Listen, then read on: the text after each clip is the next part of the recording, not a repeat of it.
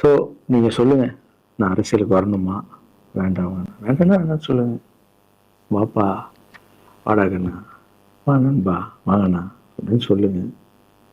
என் முடிவை நான் உங்களுக்கு சொல்கிறேன். நடிகரும் இயக்குனருமான ராகவா லாரன்ஸ் அரசியலுக்கு வரலாமா வேணாமா, இதை சொல்றதுக்கு முன்னாடி ஒரு சில உண்மைகளை சொல்லிட்டு வந்துடுறேன்.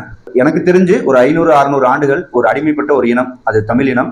இங்க படையெடுத்து வந்தவன் ஆண்டா கூட பரவாயில்ல, பஞ்சம் படைக்க வந்தவனா தமிழனை அடிமைப்படுத்தி ஆண்டுட்டு போயிருக்கான்.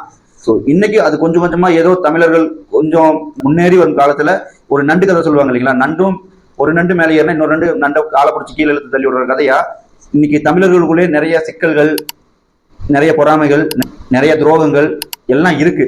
ஸோ இதையும் கடந்து ஒரு 500-600 ஆண்டுகள் அடிமைப்பட்ட ஒரு இனம் இன்னைக்கு என்னதான் தமிழ்நாட்டுக்கு தமிழர் தலைமையிலான ஒரு முதலமைச்சர் விஜய் கிடைச்சிருந்தாலும் அதை பல தமிழர்கள் இங்க ஏற்றுக்கொள்ளும்படியாக இல்லை.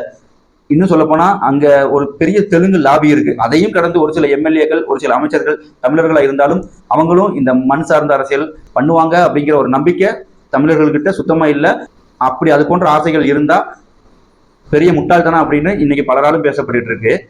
இப்போ நடிகர் லாரன்ஸ் அரசியலுக்கு வரலாமா வேணாமான்னு கேட்டிருந்தாரு. அதுக்கான பதிலை நம்ம இப்ப சொல்லிடலாம். ஒரு டான்ஸ் மாஸ்டரா, ஒரு நடிகரா, ஒரு இயக்குனரா, ஒரு தயாரிப்பாளரா நடிகர் ராகவா லாரன்ஸை எனக்கு துளியும் பிடிக்காது. சரி, ஓகே, அதையும் கடந்து ஒரு சில நல்லதுகள் பண்றாரு. என்னதான் அதுல அவர் ஒரு வெளிச்சம் தேடிக்கிட்டாலும், அதாவது என்னதான் அதுல ஒரு விளம்பரம் அவர் தேடிக்கிட்டாலும் சரி, எங்கேயோ ஒரு சில நல்லது பண்றாரு, அதுல என்னதான் விளம்பரம் இருந்தாலும் சரி ஓகே அப்படின்றது நம்ம கடந்து போய்கிட்டு இருந்தோம். ஆனா இப்போ நடிகர் ராகவா லாரன்ஸ் அரசியலுக்கு வரலாமா வேணாமான்னு நம்ம கிட்ட கேள்வி கேட்டு வர அளவுக்கு நம்ம இடம் கொடுத்து வச்சிருக்கோம். ஒன்னு சொல்றேன் மரியாதைக்குரிய அண்ணன் ராகவா லாரன்ஸ் அவர்களே, ஒரு சில கேள்விகள் உங்களுக்கு வைக்க வேண்டியதா இருக்கு. உங்களுடைய தாய்மொழி என்ன? ஒரு தெலுங்கரா இருந்துகிட்டு நீங்க உங்களுக்கான ஸ்டேட் 2 இருக்கு, ஆந்திரா தெலுங்கானான்னு. நீங்க அங்க போய் ஏதாவது ட்ரை பண்ணலாம், அந்த மக்களுக்கும் ஏதாவது செய்யலாம். எங்களுக்குன்னு இருக்கிறது இந்த ஒரு நிலம் தான்.